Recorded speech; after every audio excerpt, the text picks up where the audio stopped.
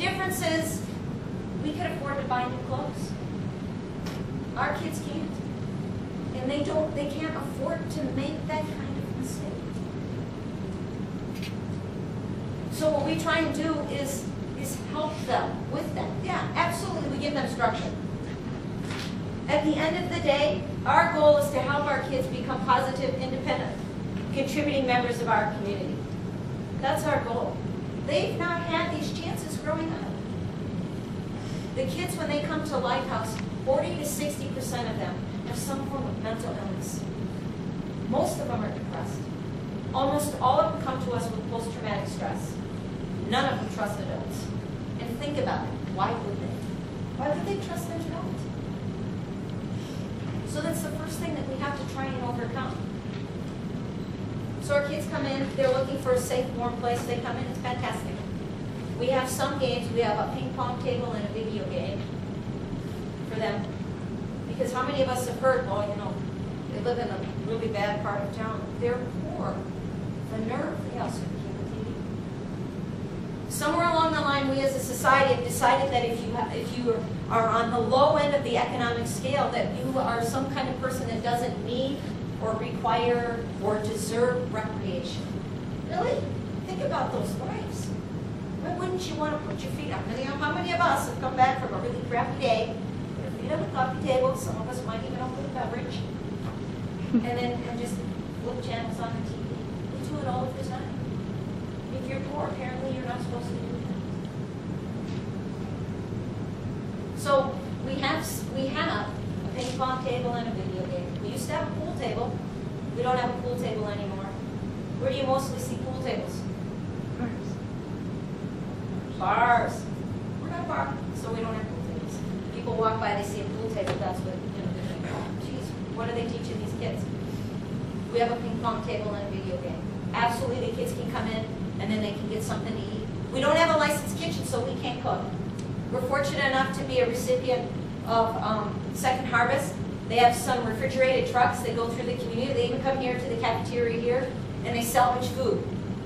We get a lot of macaroni and cheese, pizza, fried chicken from Second Harvest. Now, we could have a conversation about the nutritional value of cheese or fried chicken or some of those kinds of things. But come on, you guys, really.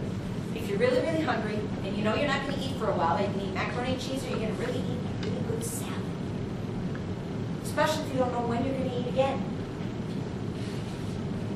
For a lot of our kids, that's the only meal that they're going to have. So, they're going to eat the macaroni and cheese.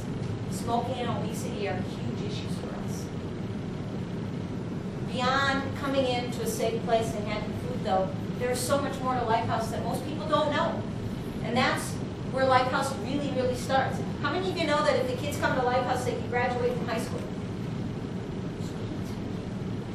We offer classes Monday, Tuesday, Wednesday, Thursday for our kids. And if they attend the classes, we partner with ISD 709, and our kids can graduate or get their GED. Last May, we had 21 kids graduate from high school, who otherwise would not have graduated without the help of Lifehouse. We also help our kids with housing. 1 in 4 of the kids that come through that front door at Lifehouse the first time they come are homeless. They have no place to go. And we can walk around Duluth and go, well, and that's probably true. The majority of our kids are what we call couch hopping. And he's my friend, I'm going to stay with him for a while until he kicks me out or his parents kick me out. And then I'm going over here. And then I'm going over there. Until there's no place for me to go. Or there's a group of 5 of us, and she gets the apartment, and even though the lease says she can't have any roommates, so we're all in with her until she gets kicked out, and then it's my turn, and then they all come with me. And then I get kicked out, and now it's his turn. The problem is what we're trying to work with our kids and teach our kids is you can't do that. But you know what? She had my back, he had my back. How do I tell them no? When they need a safe place to go. And that's what we have to try and help teach our kids.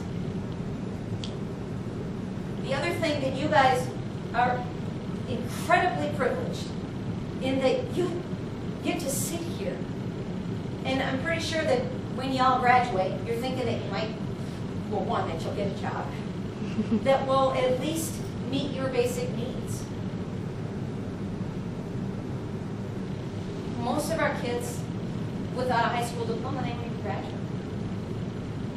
The worst thing that I do with my job is put a dollar value in every single one of our kids' heads.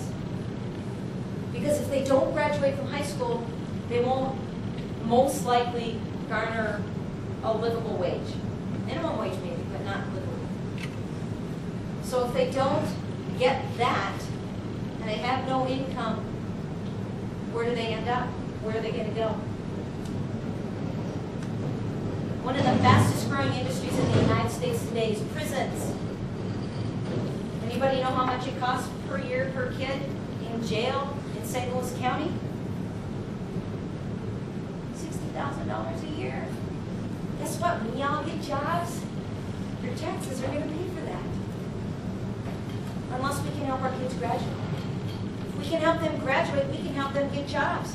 Don't we all want to be part of a thriving, growing community? Someone paying rent, someone buying groceries, someone going to a movie or shopping in Canal Park. That helps us all. Lifehouse is a nonprofit for tax purposes only. We are a social profit. We help benefit our community. If we don't help these kids, who will? They're not my kids. I'm pretty sure they're not yours. And that's what we have to look at. They're human beings. I will tell you, in our community, there is more shelter space for animals than there are for people. As the DVD said, there's somewhere between 75 and 125 kids that are homeless on any one given night.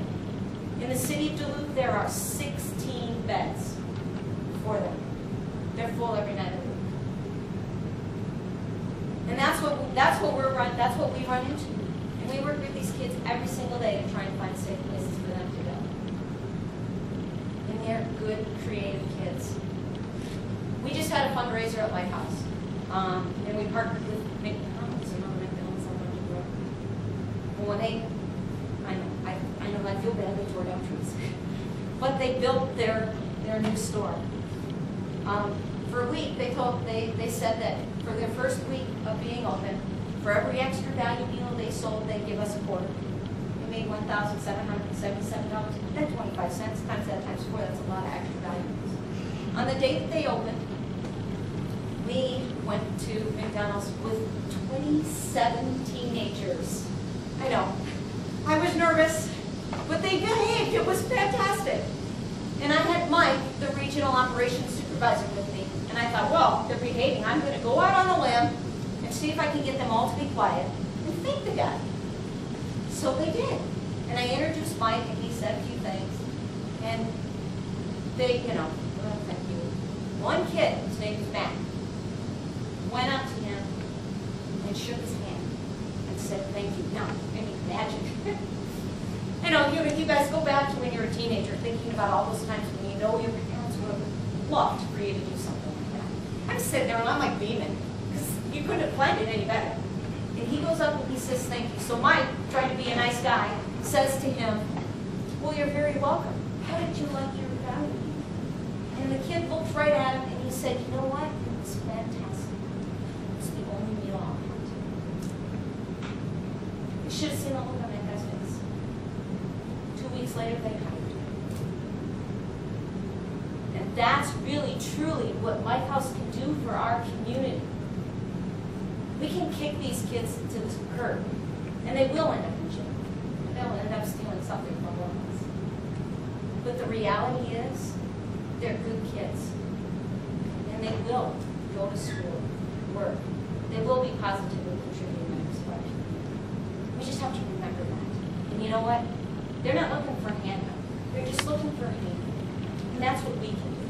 And the more people that we talk to, the more people that we let know that Lifehouse is out there. And that Lifehouse needs help. Because these kids need help. The better off our community. So I really want to thank you for the time talking with you guys today and giving you a little bit of information about Lifehouse. Thank you very much.